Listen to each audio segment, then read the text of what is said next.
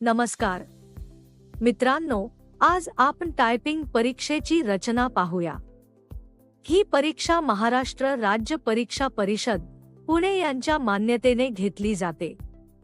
प्रत्येक विद्यार्थ्याला 30 परीक्षेसाठी 90 मिनिटे वेळ दिला जातो। सर्वप्रथम तुम्हाला ईमेल टाइप करण्यासाठी 5 गुण दिले जातात। ईमेलमध्ये अचूकता आणि फॉर्मॅटिंग अत्यंत महत्त्वाचे असते। यानंतर 40 गुणांसाठी सर्वात महत्त्वाचा स्पीड पासेज टाइप करावा लागतो। इथे तुमची गती आणि अचूकता दोन्ही तपासली जातात। परीक्षेत औपचारिक पत्र टाइप करण्यासाठी 15 गुण दिले जातात।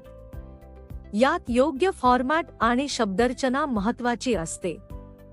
यानंतर 15 गुणांसाठी स्टेटमेंट किंवा एक्सेल शीट टाइप करावी लागते।